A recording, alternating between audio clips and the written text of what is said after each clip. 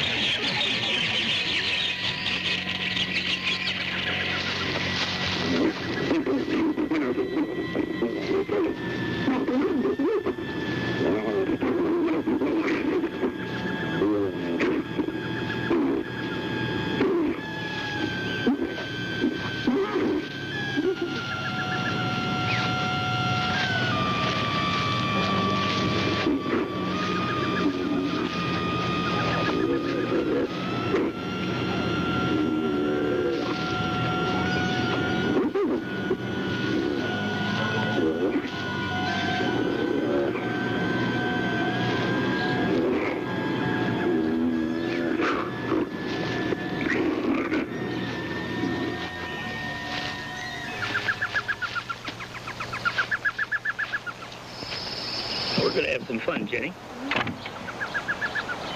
Look, what is it? Come on, let's get out of here.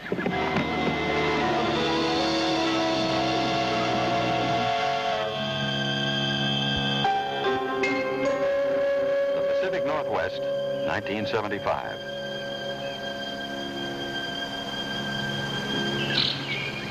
Here in this forest, investigators have discovered a set of very strange footprints. Human-like footprints, about 18 inches long and 7 inches wide. The footprints of a giant. A mysterious creature is roaming this wilderness, a creature that has confounded scientists, baffled investigators, and captured the imagination of millions of people. We've all heard of the reported sightings of this creature, a creature most of us know as Bigfoot. We've read about it in our newspapers and heard about it on radio and television. And some of you, like me, might have been skeptical about these reports, wondering how it could be possible for a sizable population of 8-foot, 500-pound monsters to live among us on the edge of our industrialized society. Well, I was skeptical, but I was also tantalized by what I heard.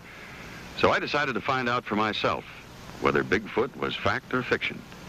I did this by going out to talk to the eyewitnesses, questioning scientists, by examining the footprints, by looking at and listening to all of the available evidence.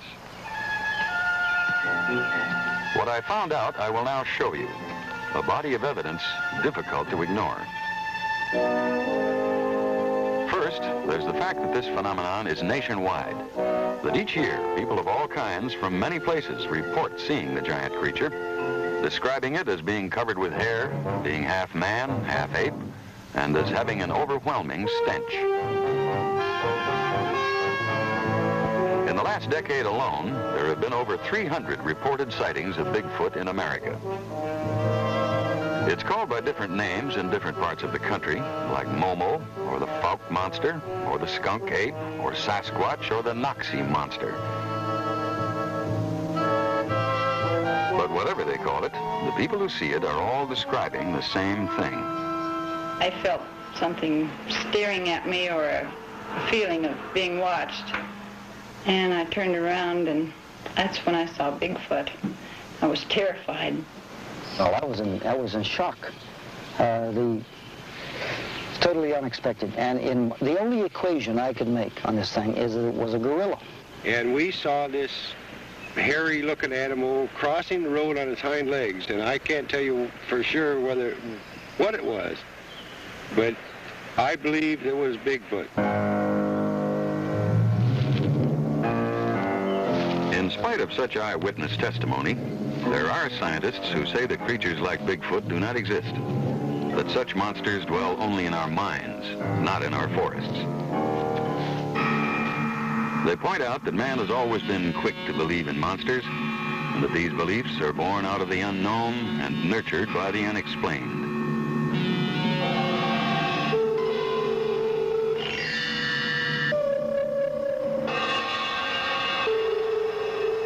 But even these scientists agree that some monsters have had a basis in fact.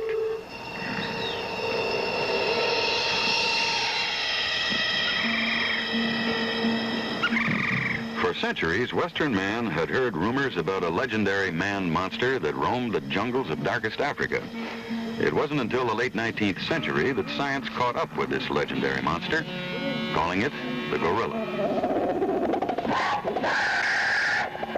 New legendary creatures are continually being found, like the Komodo dragon and the okapi, both discovered only in this century.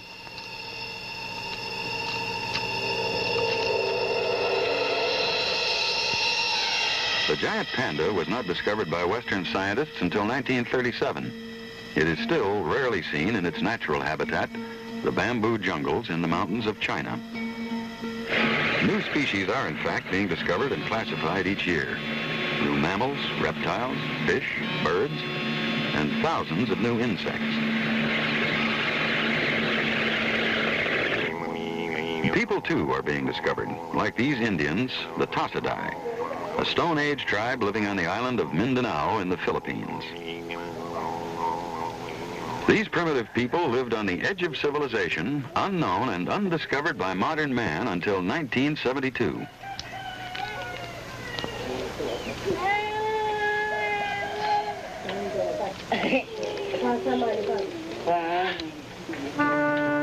Closer to home is the story of Ishi, the Dawn Man of Redding, California. This sole surviving member of an otherwise extinct tribe of American Indians, the Yahi, lived in the forests nearby Sacramento without modern man's knowing it. When he emerged out of his Stone Age isolation in 1912, he was living proof that creatures like the Bigfoot could live among us without our knowledge. And if Bigfoot is a species of man or ape that has survived a past age, then the turtle is proof that it could exist. A survivor from the age of the dinosaur, like certain lizards, some such creatures have remained unchanged for almost 200 million years. The crocodile is another reptile that has survived the ages. More proof that creatures from the past are alive today. There are even survivors of past ages that were once thought to be extinct, like the coelacanth, a species of fish scientists believed extinct for 60 million years, but found alive in the waters off South Africa in 1938. And like the creatures that dwell in Loch Ness, a mysterious lake in the Highlands of Scotland. Here in these waters dwells a family of monsters that some scientists believe are survivors from the age of the dinosaurs.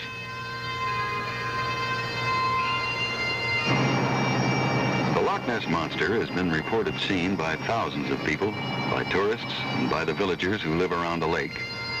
And yet for years, the scientific establishment has denied the possibility of the monster's existence. Denied it even though its history goes back to the year 565, when a saintly monk first wrote about his encounter with the creature. Denied it even in the face of contemporary accounts, like that of the Reverend Father Brucey. We were standing on the jetty by the boathouse, just on the left there, and looking across to the bay, we saw a sudden tremendous turmoil in the waters, and without being able to see anything, what was causing it. And suddenly we noticed this huge black head moving along, 7 or 8 feet out of the water, very, very slowly. coming towards us in a diagonal direction. And then after about 15 seconds it went down. But we never saw any humps. But it was very exciting while it lasted. A creature like the one Father Brucey saw was photographed in 1934 by a vacationing London surgeon, Robert K. Wilson. But scientists rejected that photograph as evidence, as they did this one, taken in 1951 by Lachlan Stewart, a photograph which shows the mysterious humps that undulate on the creature's back.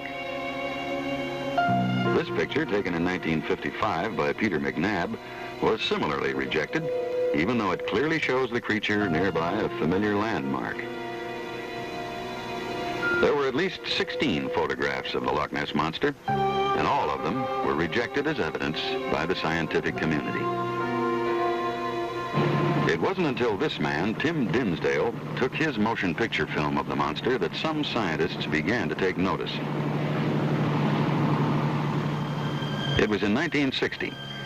Dinsdale, an aeronautical engineer, took this film with his 16mm spring-wind camera using a 135mm telephoto lens. He submitted the film for analysis to the Joint Air Reconnaissance Intelligence Center at the British Defense Ministry. They enlarged the film, as shown here, subjecting it to intense scrutiny. Their conclusions? That the film is of a living object, that it's moving 10 miles per hour, and that it's 6 feet wide and 5 feet high. Dinsdale's film of the creature encouraged a new breed of monster hunters. Starting in 1962, the Loch Ness Phenomena Investigation Bureau brought a long-needed expertise into the search. They kept cameras pointed at all times on strategic parts of the lake. Their major achievement? This film, taken by Richard Rayner in June 1967.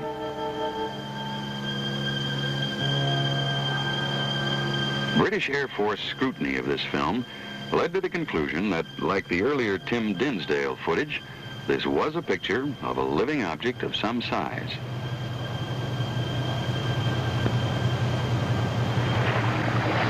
In 1969, for the first time, the monster hunters took their cameras underwater, in submarines. But the unusually peaty and murky darkness of the loch's waters closed off all possible visibility. The submarines were considered useless and were withdrawn.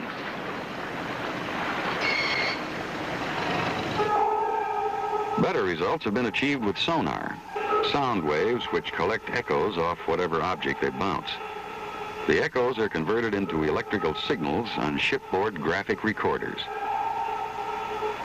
3 times, in 1969, 70, and 72, research teams acoustically exploring the depths of Loch Ness have had contact with large moving objects. Objects which some claim are the Loch Ness Monster.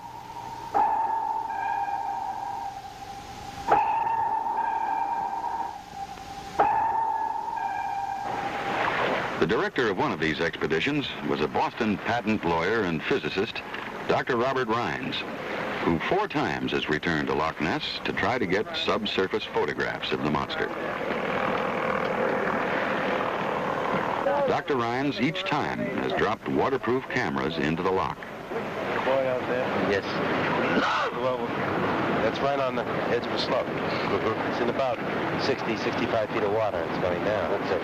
What we'd hoped to do was to lower this there and have this sink into the silt and so forth.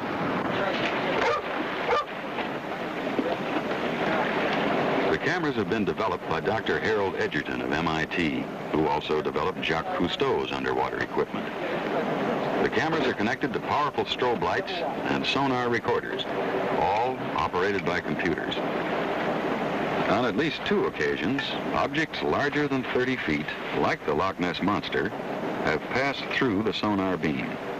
The computers then activated the strobe light and cameras, taking pictures every 10 seconds. In this way, the Rines team has collected the best evidence to prove the Loch Ness Monster's existence.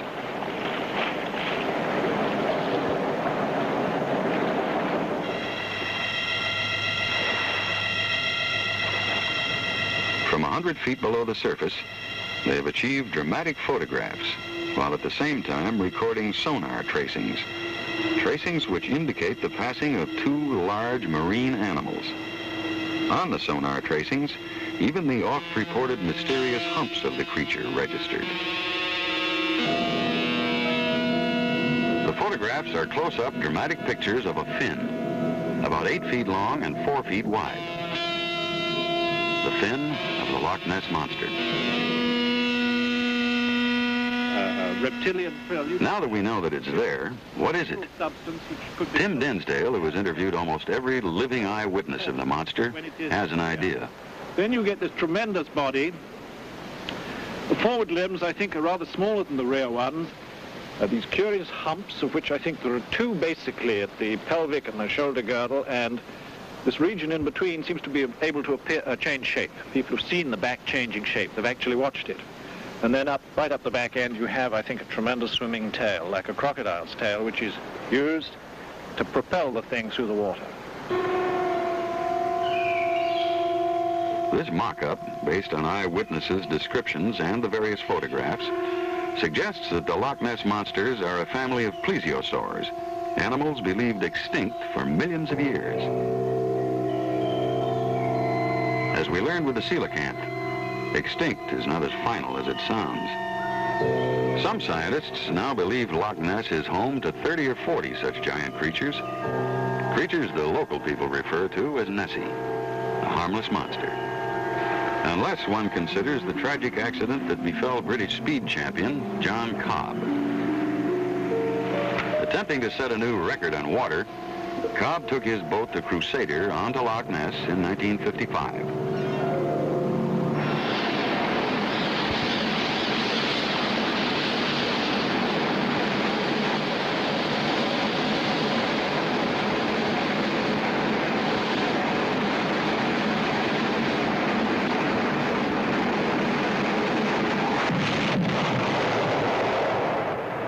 Was killed, his boat striking a mysterious turbulence. Indications are that this was caused by the wake of one of the loch's monsters, which was trying to avoid Cobb's thundering speedboat.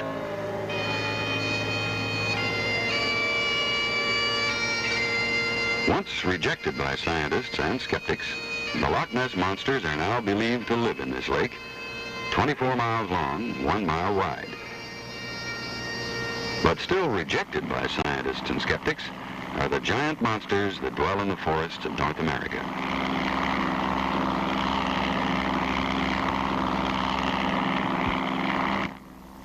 There's still an uncharted wilderness in America where unknown creatures could live. Hundreds of thousands of square miles unexplored by man, mapped only by aerial survey. A wilderness extensive enough to conceal a large population of hairy giants.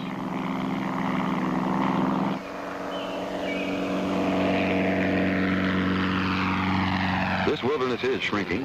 Civilization is narrowing its boundaries. And as it does, our contact with the Bigfoot creatures becomes more frequent. Each year, there are more footprints discovered, more sightings reported. On the edge of the Oregon wilderness, in the Dalles, Bigfoot investigators have now opened an information center, not unlike what was done at Loch Ness, to keep abreast of the increasing reports of such sightings. What happened? Do you think you actually saw something or heard something? Okay, did it look like a man? Was it walking upright? Okay, how big do you think it was? Bigfoot, like the Loch Ness Monster before it, is a creature that most people reject until they see it themselves. One skeptic was Mrs. Mary Jefferson, a widow living alone in a small town in northern Washington. In late August 1973, she was distracted by the incessant barking of her dog.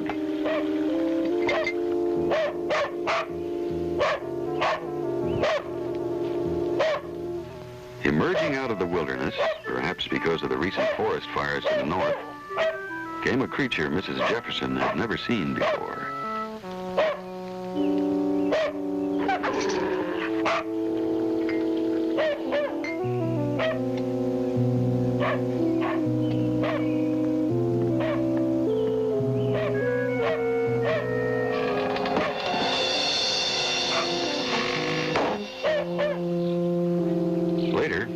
investigation team discovered giant footprints where Mrs. Jefferson said she saw the monster, providing supporting evidence to her testimony that Bigfoot had walked in her backyard. He was 8 or 10 feet tall, and he weighed 700 or 800 pounds.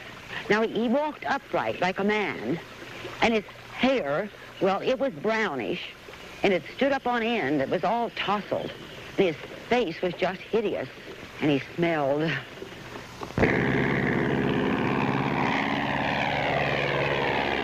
The search for Bigfoot in the United States is in its infancy. The search for a relative of the Bigfoot has already been underway in Asia for over half a century. In the Caucasus and Pamir mountain ranges of Russia, scientists have found proof of a Bigfoot creature, which they call the Almista. In the nearby Himalayas, the highest mountains in the world, Western explorers and investigators have pursued the riddle of another elusive man-ape, the hairy giant known as the abominable snowman, or the Yeti. Part of the mountain people's lives for centuries, the snowman only became known to the West in the late 19th century, when British mountaineers began to attempt to conquer Mount Everest. But it wasn't until 1951, when veteran climber Eric Shipton discovered a new pass at 19,000 feet, that actual evidence was collected. Shipton, standing where no man had ever been before, took these photographs of giant man-like tracks. Once a non-believer in the Yeti, Shipton remembers.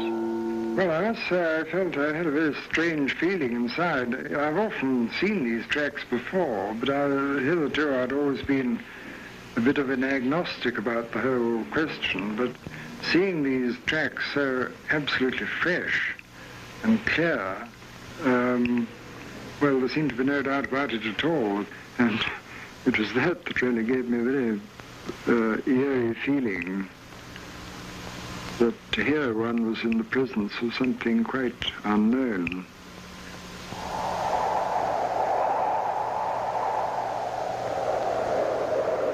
Although these strange footprints puzzled the scientific community, they reinforced the startling story told by a veteran explorer. Nicholas Tombazi of Athens, Greece, a photographer and a trained observer, had claimed he saw the abominable snowman on an expedition to Everest in 1925.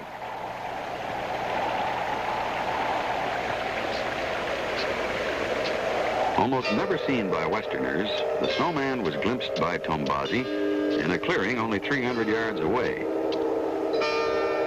Tombazi described it as a dark and hairy, man-like creature that was grubbing for roots with a stick. Other evidence to prove the snowman's existence has been collected. In 1958, one expedition discovered this cave, thought to be the lair of the Yeti.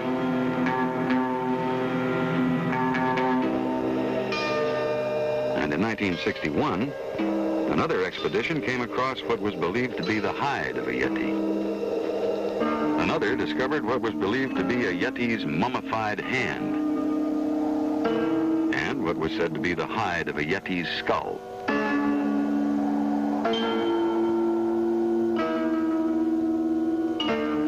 Some anthropologists believe that the abominable snowman is a very primitive species of man. Others think it's a giant anthropoid, an undiscovered ape that has evolved in a direction other than man.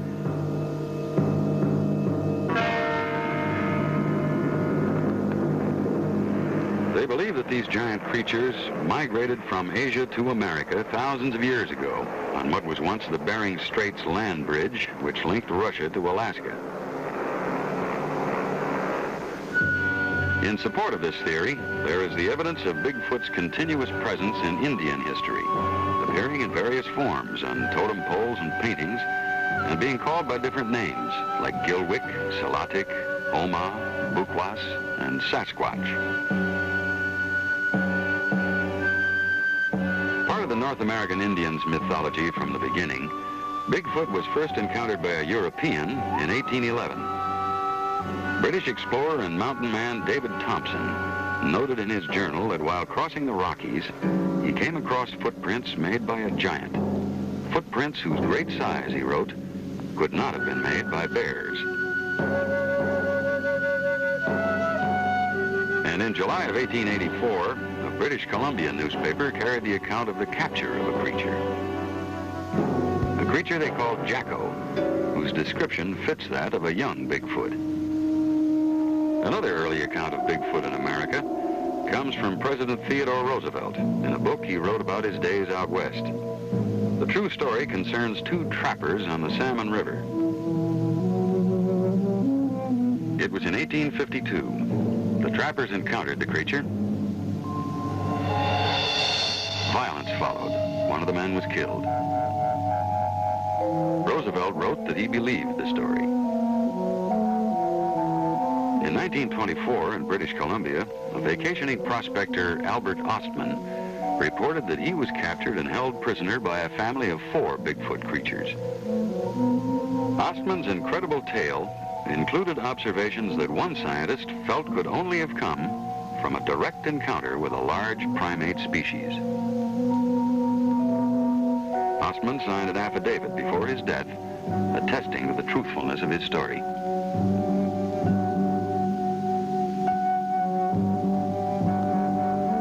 That same year in Washington State, Fred Beck and 4 other miners reported they shot at 2 different Bigfoot creatures.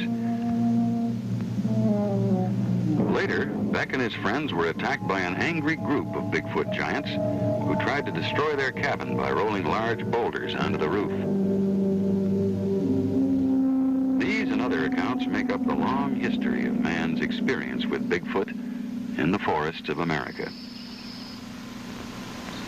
Stories from the past, colorful and exciting, and yet by themselves, not quite enough to prove that Bigfoot exists. We need something more. The accounts of eyewitnesses today, people whose stories we can check on firsthand. Such is the story of Mary Lou Bowman of a small town in western Michigan. The time, October 6th, 1974.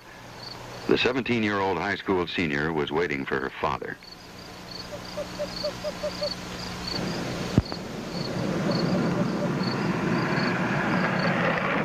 Don Bowman, a former high school football coach and now a respectable businessman, had never heard of the creature that he and his daughter were about to encounter, had no idea that the dark road ahead beyond where his daughter stood waiting for him held a promise of terror that would soon bolt up out of the shadows. How was your babysitting? Fine, except I didn't know they'd be on so late.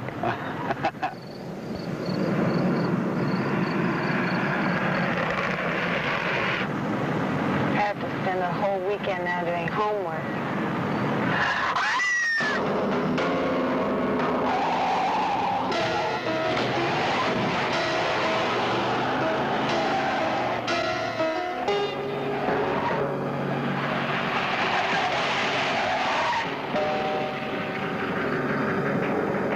Day, police found giant footprints in the dirt on the side of the road near the site of the accident. Stories from eyewitnesses like Don Bowman and his daughter are the most compelling evidence for Bigfoot's existence. They are, in fact, Exhibit A in our investigation, and there are hundreds of them. Like this one from former Sheriff Oliver Potter. Like I say, I'm born in the woods, the Cascade Mountains. I know the animals that are here. And this was something different that I had never seen before. A large creature, about 7.5 to 8 foot tall. It was grayish-black in color, and as it went away from me, I seen the backside of it, walking as a man would walk on its hind legs. There were 4 of us in the car when I was the first one to sight it. We pulled up on the freeway and pulled back for optimum viewing. Oh, I'd seen people from the same location and in about the same spot before. Humans up there. It probably was twice the size. And it was a dark, dark brown, just swaying back and forth, sitting on a rock. It moved more or less like a man, and it was about 6-7 feet tall and probably a blackish-brown color. And I couldn't see his face because it was running away from me across the road. And I actually, her and I both saw it disappear into the brush. Like I say, I was born and raised around here, and bears just don't walk on these hind legs that long. Another eyewitness of the creature was Shirley Adams, a teacher and school bus driver in a small town on the coast of northern Washington. A longtime resident of the area, the young school teacher had often heard stories about the giant, hairy, ape-like monster, but she had never seen it. Never thought she would.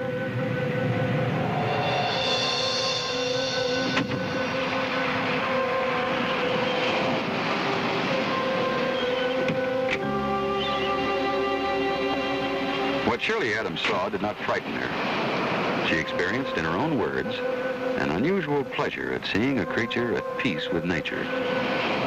She observed the hairy giant for several moments and considered it not in terms of fear, but in terms of wonder.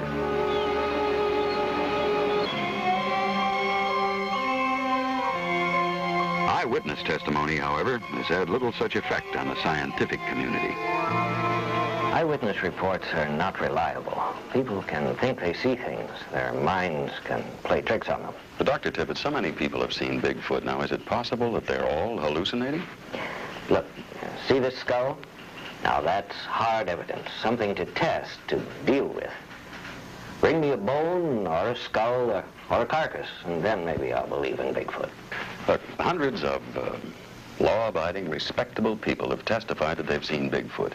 They've signed affidavits to that effect. They've even subjected themselves to examination under hypnosis. And yet the scientific community completely disregards such testimony. It's unreliable. Now, isn't it possible that science doesn't know how to use oral evidence? I mean, how to evaluate it, let's say the way the law does. Now, isn't oral testimony the basis of our judicial system? Well, I don't know. Science needs something concrete. Why, for instance, hasn't a hunter ever been able to find the remains of a dead Bigfoot in the forest? I mean, there have been so many people through the area where this thing supposedly has been seen, yet nothing. A valid question. To find out the answer, I talked to anthropologist Dr. Lawrence Bradley. Well, in reality, very few bones are ever found anywhere in the forest. When an animal dies, it's immediately eaten by another animal. This is the disposal service of nature at work. I go up in the woods in Oregon and Washington all the time, and I'd never seen the remains of bears or even mountain lions. And these animals are in abundance up there. Dr. Bradley, it's been suggested by some people that maybe the Bigfoot creatures bury their dead. That's remotely possible. If Bigfoot is, as some of us think, a humanoid, a species of animal more man-like than beast. But it is possible. Yes. But it's a proposition completely rejected by my colleagues. But then my colleagues completely reject the possibility of Bigfoot. Bigfoot, most scientists say, cannot exist. But Dan Malachny of Deer Lodge, Montana, disagrees. I don't care what other people think. I saw Bigfoot 10 years ago. I was with 11 other Boy Scouts at the time. And we were camping 18 miles south of Butte in the Deer Lodge National Forest. We had walked in to the forest about 5 miles that day. Not over yet. We got another mile. John, did you get a new away flap? Not yet. I started another hour's service. Oh, God, my boots are killing me. You're not the only one, man. They went down in there and they found cars smashed. After setting up camp, Dan and his friends ate dinner and then sat around and talked, telling jokes until bedtime. The boys were all in their bedrolls and fast asleep by 11 o'clock.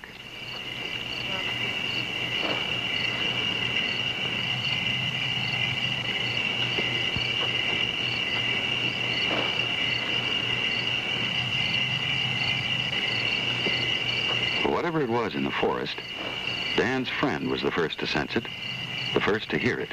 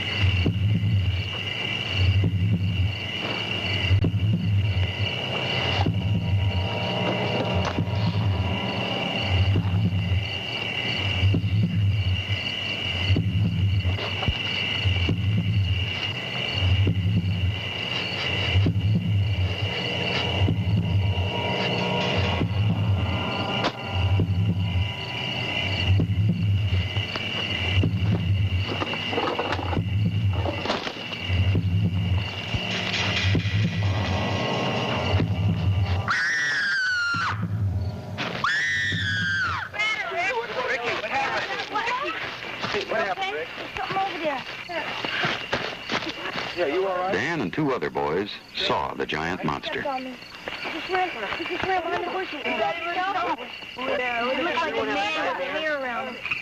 It took us a couple hours to get back to sleep. And when we got up the next morning, we went up on the ridge where we saw the Bigfoot at. And when we got up there, we discovered a number of footprints, the biggest footprints I've ever seen.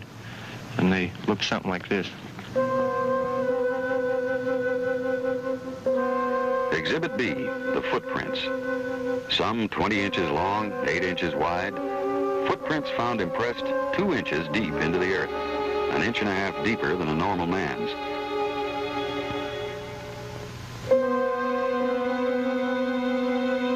Footprints that show that a giant walks here, moving on 2 feet as a man moves. Footprints that should be permitted to establish the existence of a creature, if, after all, fingerprints can be used to hang one.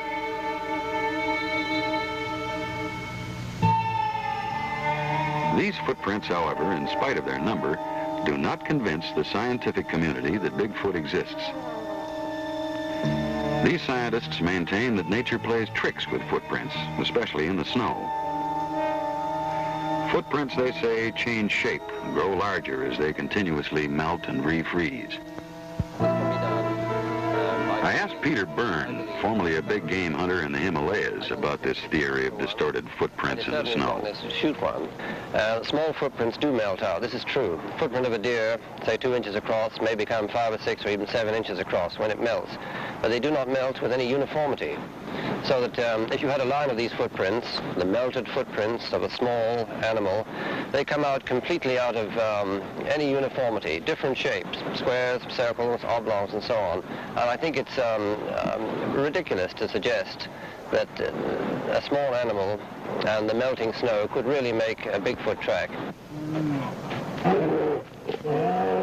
Some believe that the giant footprints are made by bears, who, as they move, place their hind feet into the tracks of their front feet. I don't think this is possible. The footprints that I've seen are very definite. They're very definitely the foot of a large bipedal hominid, a humid-like creature with 5 toes. When you get an overlap, you get a confusion of toes and heels and so on. These are clear-cut footprints, and in my mind, there's no mistake. They could not be a quadruped. If the footprints are not distorted by nature or made by a quadruped like bears, scientists say they're footprints made by hoaxers, like Ray Pickens of Chehalis, Washington. 7 times, beginning in 1971, Pickens has tracked the wilderness with bogus Bigfoot tracks. His purpose? Not to fool the scientists, but to fool the monster hunters. He tells us why. Well, we were sitting there having coffee at this Arden Cafe, and 2 gentlemen came in, and they was asking us about Bigfoot. We said, well, we didn't believe in it. And one gentleman says, well, you hicks around Arden probably wouldn't. And I turned to my friend, which his name is Harvey, and I says, Harvey, we're hicks. What are we going to do about it? And he says, yeah, what are we going to do about it? I says, we're going to show them who the hicks are. And then I went home and made boots. Hoaxers have fooled the experts occasionally, but anthropologist Grover Krantz of Washington State University insists that fakers could not have made all the giant footprints. There are a number of footprints that I've seen that are faked, and this can be done.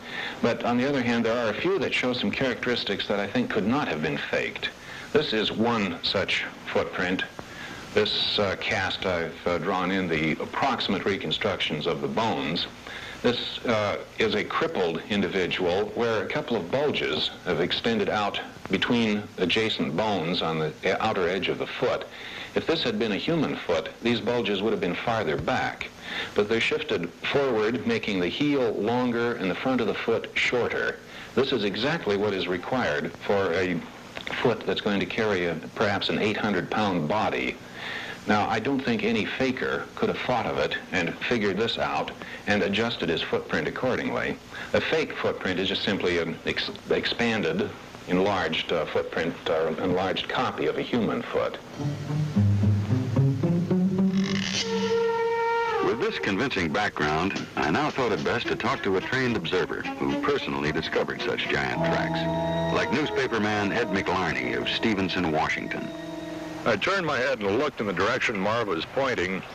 Down below us, for as far as the eye could see, were two sets of tracks coming parallel up this terrifically steep ridge. They crossed the road. We walked up the road just a little bit farther, and they crossed the road right in front of us. Big, big tracks. They were firm tracks, and obviously the kinds of tracks that people have talked about when they described Bigfoot. And what was especially convincing was the terrific distance between footprints. I have got pretty long legs. I'm nearly 6'4", and I could not, in trying to stretch my feet, could not duplicate what we were seeing there. I had to jump from one track to another to duplicate the distance between tracks. In the first place, I do not think that any human being would have been physically capable of marching up that ridge in that deep snow. In the second place, that superhuman strength was required to do it.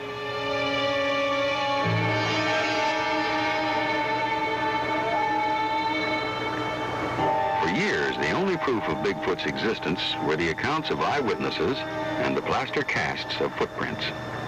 It's only now, during the last decade, that proof in the way of physical evidence has begun to be accumulated. Here, in these woods, in a remote region of the High Sierra, some of that evidence has been collected. It was in the fall of 1972, and three men, Alan Berry, Rick Murphy, and Tim Sawyer, had just discovered human-like footprints 20 inches long. They'd heard about the creature called Bigfoot, but they never thought they'd encounter it. The men were relaxing after a hard day in the woods. I'll tell you, the next time we're coming out, he's doing the cooking, not you. All right, I don't need any ribbing about that, Yeah. though, you know. I told you guys I came up here as the guy. The guy. You believe that? Listen, next time, Mel can do the cooking. Huh? That's a good idea. Well, I'll go home with Berry. I told you hey, the guy. Hey, Sonata. did you see? Listen.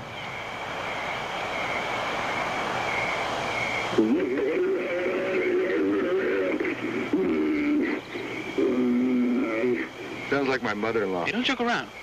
Listen.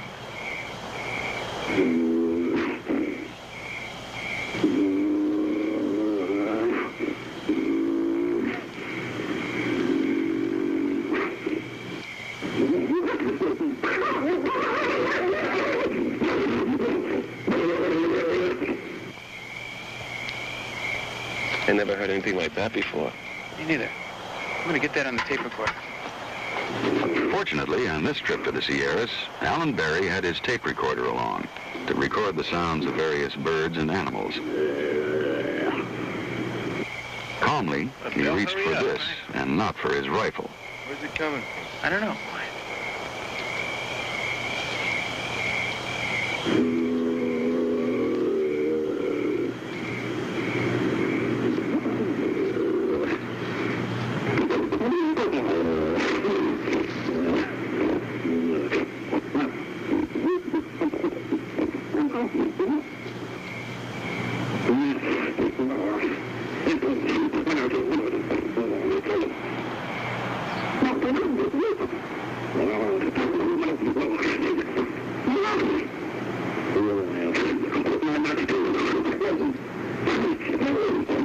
Sound tapes recorded by Alan Berry to Dr. Robert Sheldon. Not knowing what strange creature made these sounds, Dr. Sheldon subjected them to a rigorous computer analysis. How do you go about analyzing these tapes? The first thing we do is to digitize the sound into the computer. Digitizing consists of converting each second of sound into 20,000 numbers that are stored in the files on the computer. We can select any portion of this we'd like and do a frequency analysis on this portion. We've chosen the ah sound from the tape because it seems to have an unusual formant structure. You mean that you've picked just a certain part of this tape, one section of it? We've taken a section of this tape for analysis, much like a scientist might take a piece that he wants to analyze and look at it under a microscope. This particular sound that we're looking at has a frequency structure that's lower than the normal male human voice. For example, we could do a sample of your voice, and then we could compare the analysis of your vowel with the analysis that we have from the tape. You could speak into the microphone here, and we can record that into the computer. Just say ah.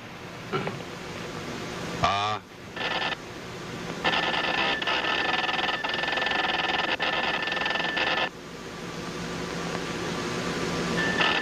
The comparison of the two printouts showed that the creature's vowel sound peaked early, higher than mine.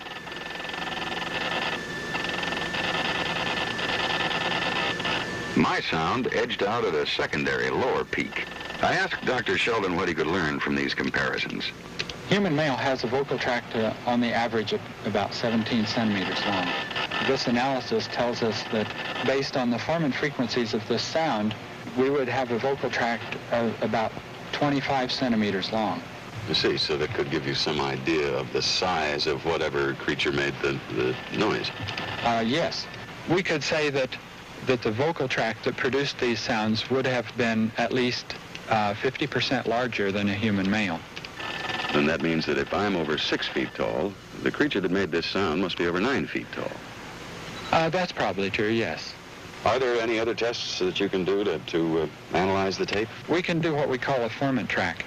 It's similar to a voice print. It's a newer and better way to do a voice print analysis on the computer. We can look at the movement of the frequencies and say something about the articulatory flexibility.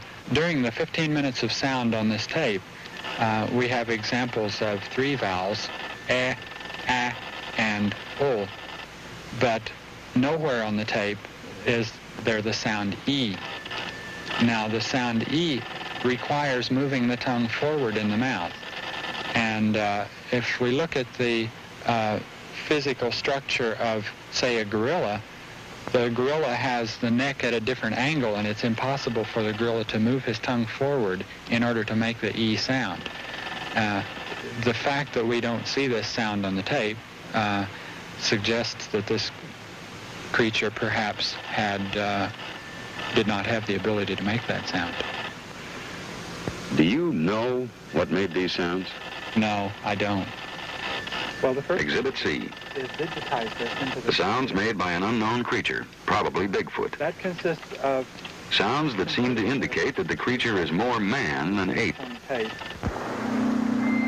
Similar sounds to those heard by Alan Berry and his friends have been heard by others, by those on expeditions searching for Bigfoot, and by men like Hal Williamson of Idaho. Williamson, a longtime fisherman and outdoorsman, was vacationing in British Columbia, Canada, when he first heard the strange sounds, coming, it seemed, from a great distance.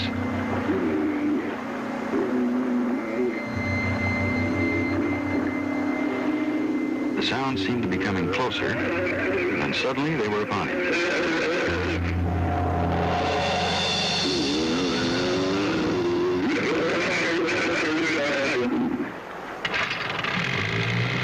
Confident sportsman, Williamson was determined to find out more about the creature he heard and saw.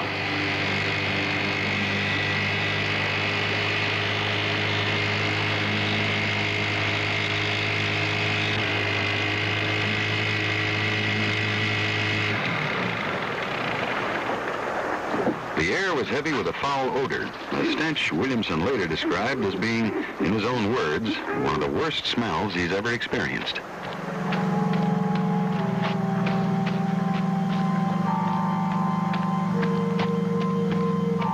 His curiosity outweighing his fears, Williamson, unarmed, made his way to the area where he had spotted the Bigfoot.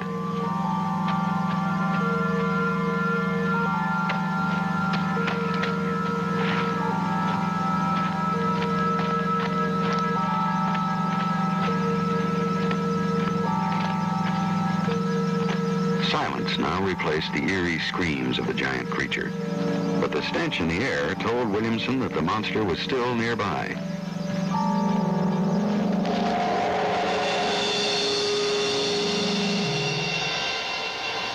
Later, hair found nearby was classified as belonging to no known animal. Did you say talk up? Yeah. Spurred on by the increasing numbers of sightings, by the accumulating data pointing to the creature's possible existence, more and more organized expeditions are taking to the field to find a Bigfoot. This one is under the direction of Robert Morgan of Miami, Florida. The expedition hopes to photograph a live Bigfoot or produce evidence of a dead one. They believe a colony of over 200 Bigfoot creatures inhabits the unexplored wilderness of the Pacific Northwest. The expedition has tried to anticipate the creature's movements, running the roads, keeping a watchful eye for any evidence of its passing.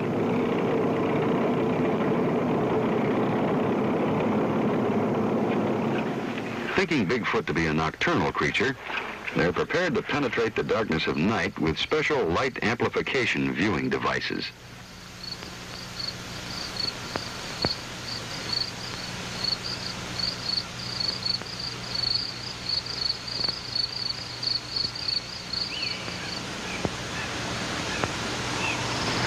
Morgan, a former government computer specialist, began to pursue Bigfoot only after having seen one, he says, in 1957. And all of a sudden, this thing went through the bushes. He didn't go around. He went, I mean, I could see the wake, you know. Just plowed right through it, and he moved up at an angle away from me. I was on the edge of a canyon. And at the point I estimate about 40 yards from me, it went into an opening, a clearing in the brambles. And what I saw was the most man-like looking gorilla, in my estimation, that I'd ever seen. Okay. And that's traveling slow. Expeditions like this one have gone out armed with tranquilizing guns and cameras. The object is to bring back evidence to force the scientific establishment to take a more active part in the search for Bigfoot. There's the fork in the road. One part of that way, and we go up this way here. Okay.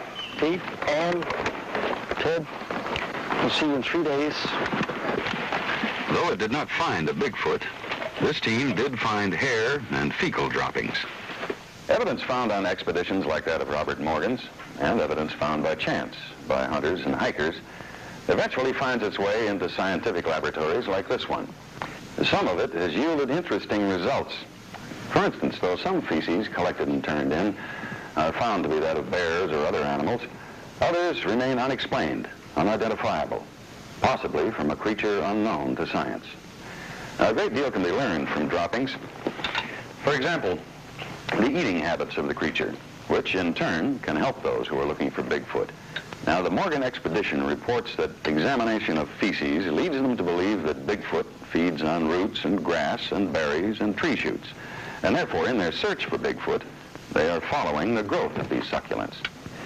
Now, samples of hair believed to be that of Bigfoot are frequently brought in for examination. And again, though most of it turns out to be that of bears or some other known animal, there is that occasional finding, a strand of hair that defies analysis. Not that of a bear, not a man or a coyote or a wolf, but of something unknown. Thank you.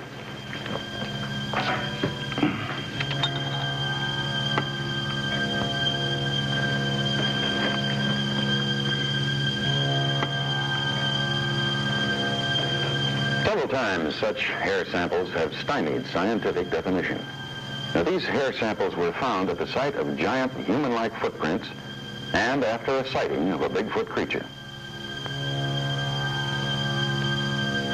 The hair samples, then, should be labeled Exhibit D, a piece of evidence which the United States Army has endorsed in its official engineering atlas covering the state of Washington. In a section about the wildlife of the state, Sasquatch, or Bigfoot, is featured. The text goes on to report that hair samples sent to the FBI labs have defied analysis. Exhibit E, the Minnesota Iceman. What might have been the only body of a Bigfoot ever found by modern man. At first, nothing more than a carnival exhibit, a rotting corpse partially visible in a block of ice. Later to be thought of by at least 2 international scientists as an unknown large primate, perhaps the dead body of a young Bigfoot. This unusual evidence mysteriously disappeared in 1968.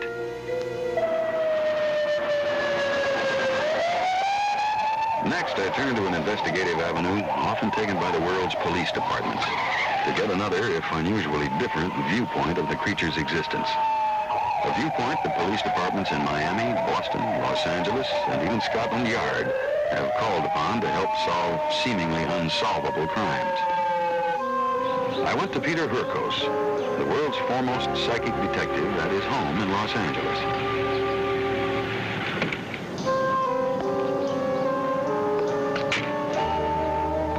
I took with me, unknown to him and concealed in a suitcase, a plaster cast of a giant Bigfoot footprint. Hurkos, who has worked with police on such cases as the Boston Strangler and the Ann Arbor murders, has the unusual psychic gift of being able to read facts from unseen objects, to sense the reality and truth of such objects, and to describe in detail, from telepathic images in his brain, what is hidden from his view. I didn't know what to do with it. But I had to do any test what science may impose. Now, I have something inside this case that I want to know something more about. Yeah. Now, can you psychometrize what's in here without ever having seen it and tell me something about it, anything? I will try. All right. Can I set it up or what? Yes, you can put it any way you like.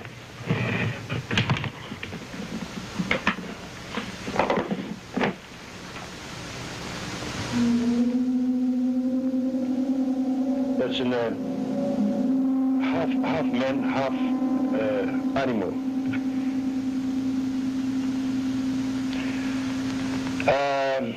Weighs about, I would say about 500 pounds.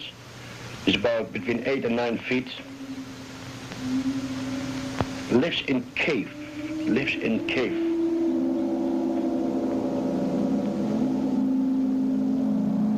Eat part of animals, the intestine in animals eat, and also berries and green stuff. It's not a gorilla. It's like a man, strong chest and long arms, normal fingers like we have. Very hairy, long hair and short beard type. Peter, do you want me to draw the picture the way I see the... Will you? Yes, sure. I have this paper.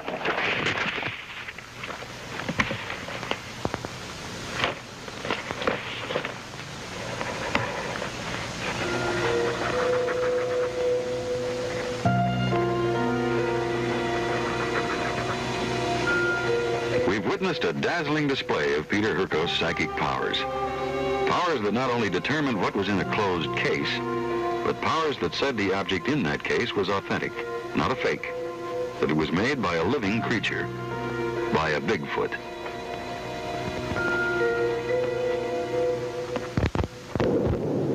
Exhibit F, Peter Hurkos, the vision of a psychic detective.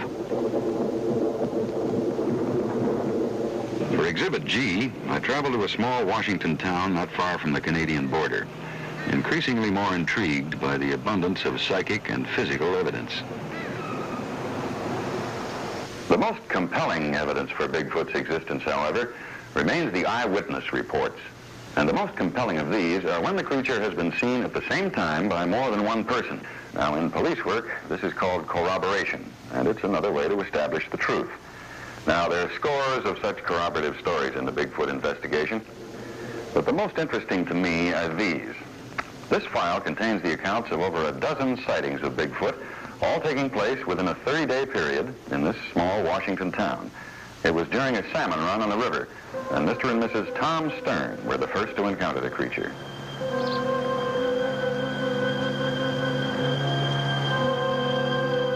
It was during September 1975. Great day for fishing. Yes, it really is. Say, by the way, what time's your brother coming over this evening? Oh, I don't know, fairly early. There's something wrong with this reel. That's the one you wanted, sweetheart. I don't know, maybe it's me. I don't seem to be working it right. Well, you work it right and catch some fish, and I promise I'll fry them. Would you mind taking a look at it?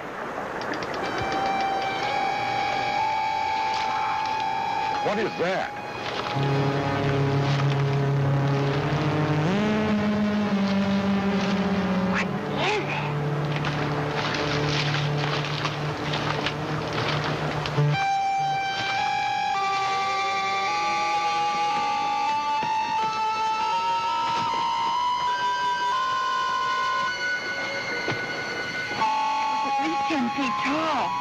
They must have weighed 500-600 pounds.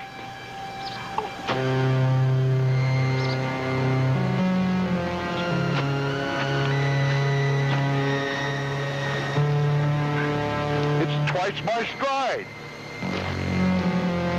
Mr. and Mrs. Stern's sighting of the hairy creature, backed up by their discovery of giant footprints, was to be followed by a more terrifying experience.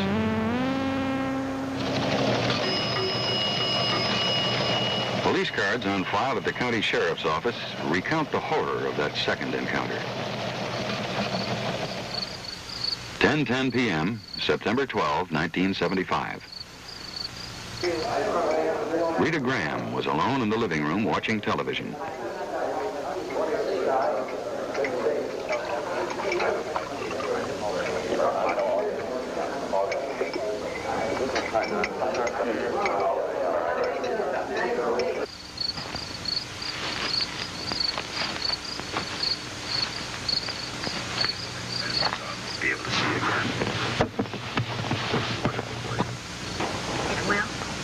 Be able to see you. Certain. Absolutely. And then we're going to take that. What trip? Have you forgotten? Mexico. Is that it? Yes, dear, Mexico. The two of us alone? Where we are. Together. A new life. Champagne. Margaritas. Have you heard from Mary? No. I think she sent some flowers.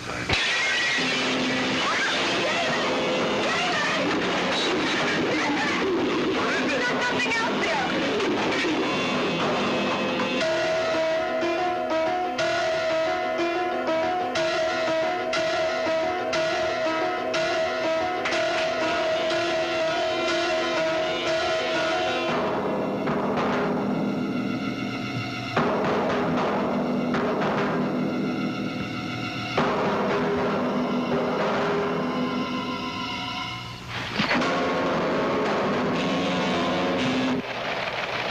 There were 10 more such sightings in the town within the next 3 weeks, the most dramatic of which took place in the early morning hours of September 16th, while 3 Indian youths were fishing on the Nooksack River.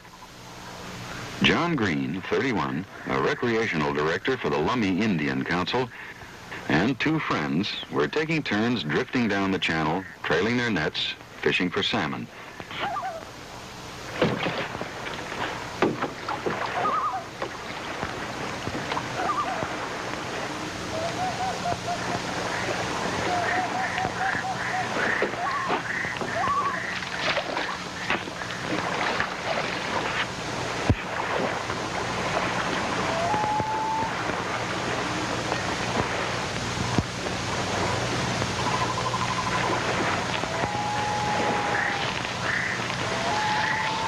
His friends 50 feet upstream, John Green heard a strange noise. He became aware of a strong, unpleasant smell, felt something tugging at his nets, but he saw nothing.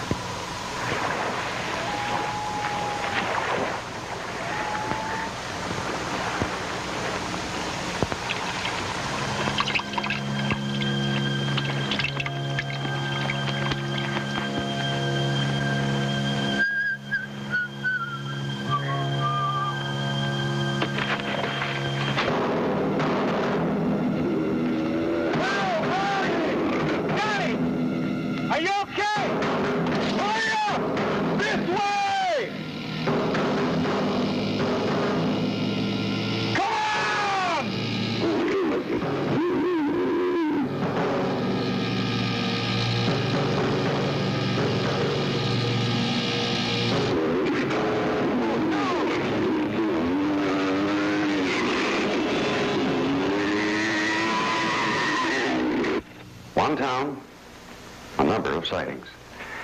Now, is it possible that so many people over a period of time could fabricate and maintain their stories, that is, tell lies, or are they telling the truth? Well, with me is William Stenberg, a former police officer for the Glendale Police Department, a man licensed by the state of California to do polygraph work, that is, to conduct lie detector examinations. We're about to test the story of one of those townspeople, Johnny Green, whose story you've just seen. We're going to give him a lie detector test to see if he was telling the truth. In order that the test meet every standard of normal investigative work, our cameras will not intrude on the examination. We'll watch from back here through a two-way mirror. Johnny's reactions will not be altered by our presence. Now, Mr. Stenberg, can you tell me basically how the polygraph works? Yes, sir, I can. This is a Keeler polygraph 3-channel instrument. It records the breathing in the pneumo tube, which is placed around the subject's abdomen. The cardio cuff, which is placed upon either the left or right arm, records the rise and fall in the subject's blood pressure. A galvanic skin response is placed upon either the left or right hand, and it records certain perspiration emitted by the palm of the hand. All the reactions are recorded independently by the 3 pins, the pneumo, galvanic skin response, and the cardio. All questions require yes or no answers. No movement, John. Test about to begin. Close your eyes, please, John. Is your true name John Green? Yes. Do you intend to answer all of my questions truthfully? Yes. Do you believe you saw a creature 7 feet tall standing in the water of the Nooksack River at 2:30 a.m.? Yes. Did you feel and see the creature pull on the tailboard attached to your fishing net? Yes. Did you see the creature in your light? Yes. Were you truthful to me when you described the creature 7 feet tall, heavy build, covered with hair and a head shaped like a gorilla? Yes.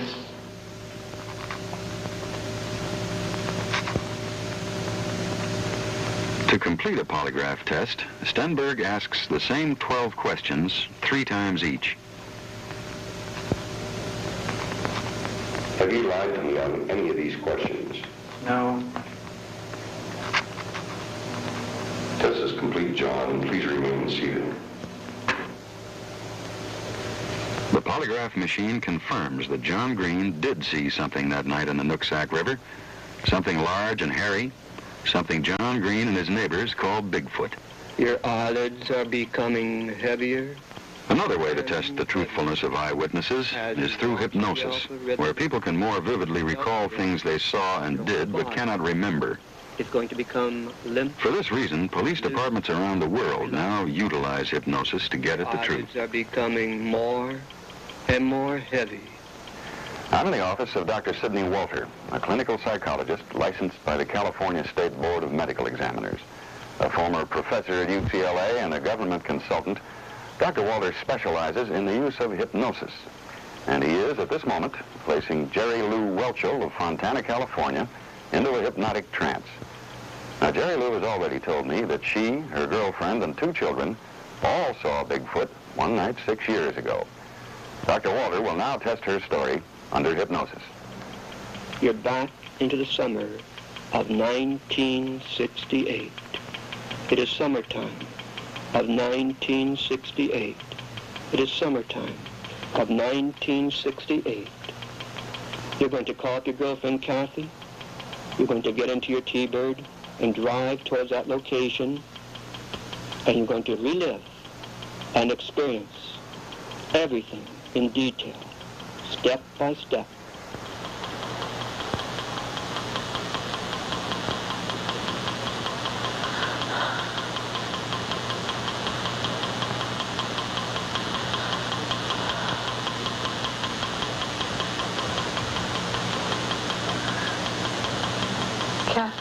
Kathy?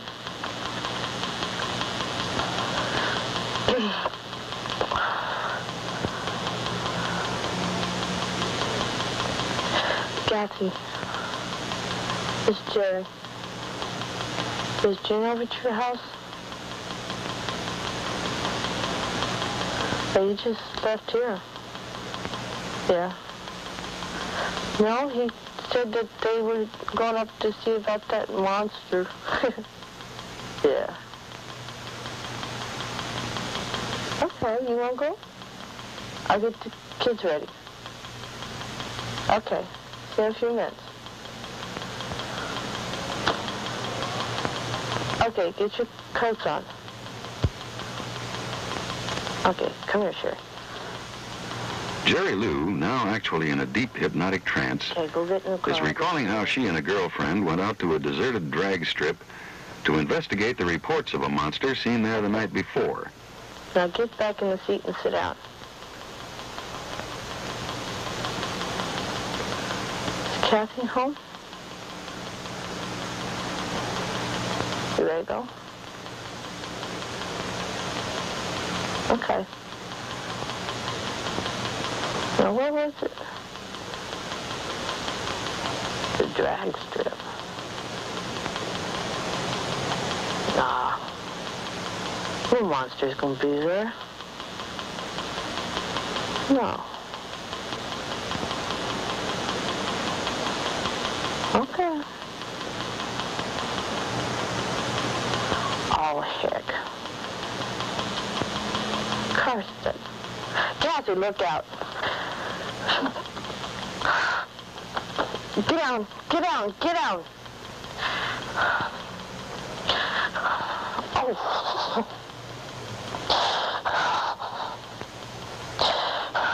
Oh. She's bleeding. I'm all right, I'm all right. Let's go to the police. Come on.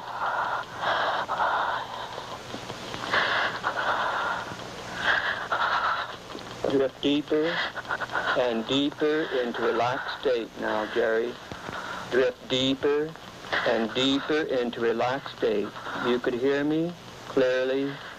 Let your whole body become calm and relaxed. Now you can recall scenes as I ask you questions. They'll be very vivid, very clear to you, but you are safe and sound. You are safe and sound at home. Jerry, you could hear me clearly. What were you frightened of? It was big. It smelled terrible. It was big and smelled terrible? Yes. It smelled terrible. It smelled terrible. Can you describe what frightened you even more? Most of all, is it getting to the kids. It's terrible. It's terrible. It was like I can't explain it. It's just big, hairy, and it hurt me. How big do you believe it was? Using hypnosis as a tool to help us establish the truth, we have verified an actual eyewitness account of an encounter with Bigfoot. What touched you, Jerry? Exhibit H, the still photographs. This one taken in 1965 in Oregon by an experienced woodsman, Zach Hamilton. And this one taken in 1974 in British Columbia, Canada, by an Ohio woman on vacation.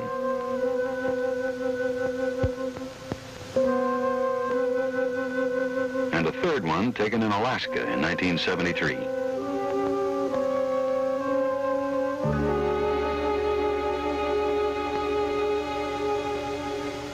Pictures of the creature would seem to be all the proof that's needed to confirm Bigfoot's existence. And the most famous picture of Bigfoot is this one, taken by Yakima, Washington rodeo rider Roger Patterson in 1967 in Bluff Creek, California. Patterson took about 28 feet of motion picture film, the most controversial film of its kind. It startled the scientific world. Anthropologist Grover Krantz of Washington State University, Dr. Donald W. Grieve, a London scientist, and Dr. Dmitry Donsky, the chief of biomechanics at a Russian institute, all studied the film, and they could find no reason to doubt the film's authenticity. And John Napier, a primate biologist formerly of the Smithsonian Institution, also studied the film, and he wrote in his book that he, too, is convinced that Bigfoot exists. Patterson took his famous film while on an expedition with a colleague. They were tracking down the giant, hairy, man-like monster. Patterson had been searching for the creature for 8 years.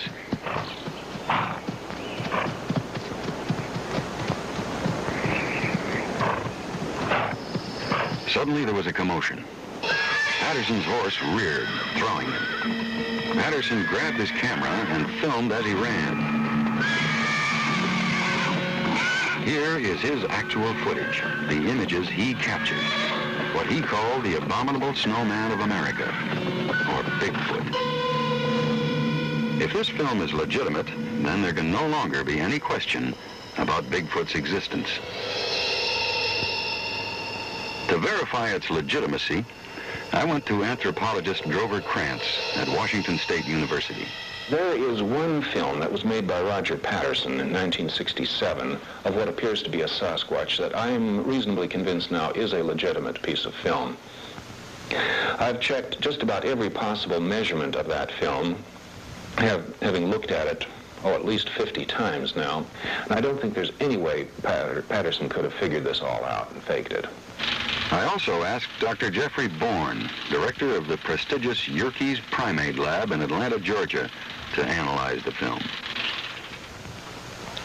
Well, you know, that looks to me very much like a human walk. Its gait is very much of a human-type gait. If you have a large primate who has basically the bipedal locomotion, he would have to have a human-like gait. This is exactly what I would expect. And also when you look at its feet as it walks, the undersurface is much too light-colored for an animal with this kind of dark fur. The light color on the bottom of the feet is perfectly normal for any primate, or, well, most hominid-like primates. Africans with black skin have very light-colored soles of the feet. This is simply because the stratum corneum is very thick and carries less of the pigment. And furthermore, it seems to have the characteristics of both male and female. The head has a big crest on it, like a male gorilla does, and this crest is called a sagittal crest. Now, this creature also has pendulous breasts, which is a female characteristic. The crest, the sagittal crest on the top of the head, has been claimed as a male characteristic in the Patterson film. Well, yes, it's a characteristic of adult male gorillas and orangutans, but it's not a male characteristic, it's a size characteristic.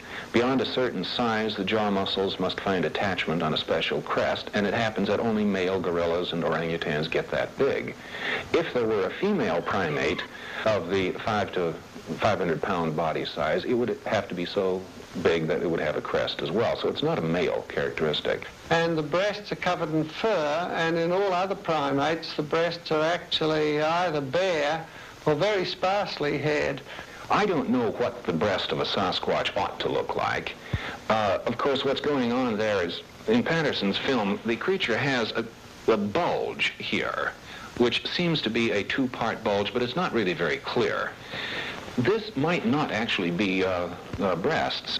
These could be outpouchings from the trachea, which occur in many large apes, called laryngeal air sacs. Patterson, who died of cancer in 1972, swore on his deathbed that this film was authentic. His partner that day also swears that what you are seeing now is a picture of a real Bigfoot.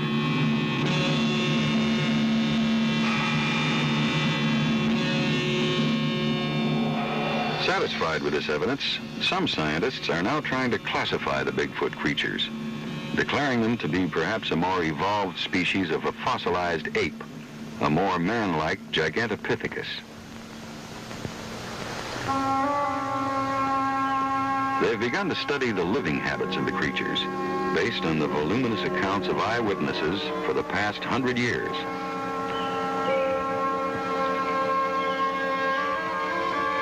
They've determined that there is a large colony of the creatures, perhaps 200 of them, centered mainly in the Pacific Northwest. They're nomadic creatures who travel in small groups and oftentimes alone, following the food supply. They're mainly vegetarians, eating roots, berries, fruits, and nuts. Some have been seen, though not frequently, eating small rodents like field mice.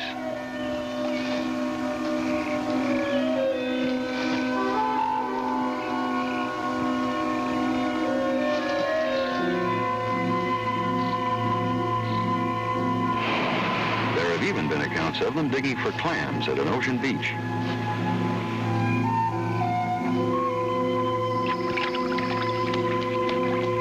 Bigfoot creatures have also been seen pulling fish from the streams and taking them from fishermen's barrels outside their homes.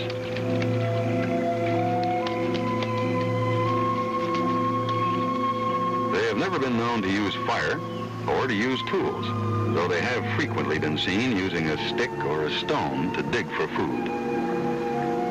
They build no permanent dwellings, making their beds under trees or in caves.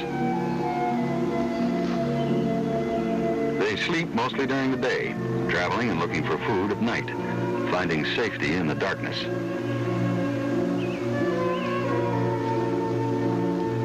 They have keen, animal-like senses, and they're quick to perceive danger. They're strong and very fast for creatures their size. And yet, they're non-territorial, yielding the land to the first intruder. Some accounts indicate that the Bigfoot creatures might live in family units. Albert Ostman's observations in 1924 show that the father performed certain patriarchal duties for his family. The young of the Bigfoot probably enjoy a longer childhood than do most creatures in the wild. They're dependent on their elders for food, for protection, and for instruction in how to deal with the wild animals in the forest and with man.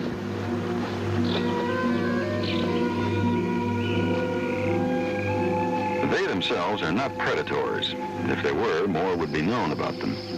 For a giant creature that attacked and fed on cougars and goats and deer could not long escape the watchful eye and the ready rifle of the hunter. They're shy and wary creatures, apparently gentle toward both man and beast, creatures alive to the possibilities of the wilderness.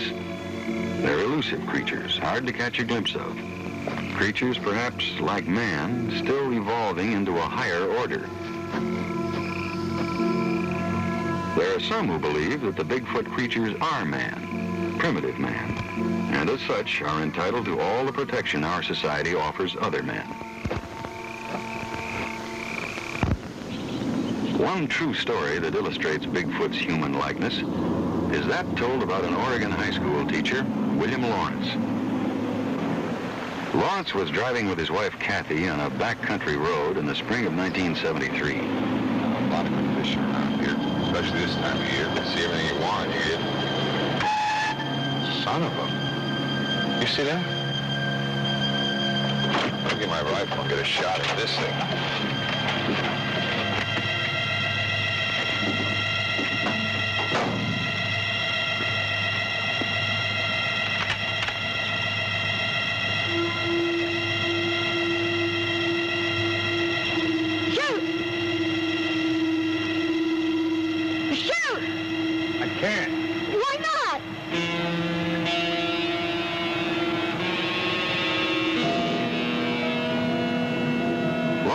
Familiar with firearms, had made up his mind to shoot, like so many others before him who have had Bigfoot in their rifle sights.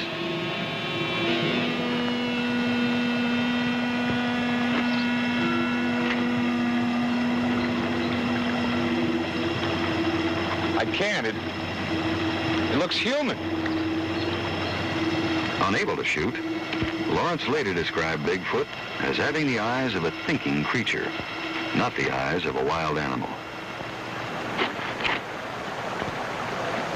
Man or beast? What it is still unknown. Some believe that Bigfoot is a kind of ape, undiscovered by science, or a prehistoric species of ape thought to be extinct. Others speculate it might be the so-called missing link, or even early man. Whatever it is, the volume of evidence seems conclusive. Our Earth is host to such giant creatures as the Bigfoot. There are the sightings, corroborated by hypnosis and polygraph tests, the footprints, the sound recordings, the photographs, the film, all enough to prove that Bigfoot is as much a part of our life as the gorilla or the Loch Ness Monster. Bigfoot is today free to roam the forests of America, living off the land but leaving no trace of his passage except for an occasional footprint. He's gigantic and powerful, and yet he harms nobody and destroys nothing. He is at peace with the wilderness. But this wilderness is vanishing. Each year, the press of civilization converts our forests into towns, our meadows into roads. The land the Bigfoot lives on shrinks.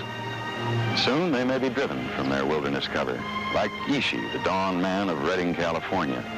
And we will at last know what they are. And then there will be no more skeptics.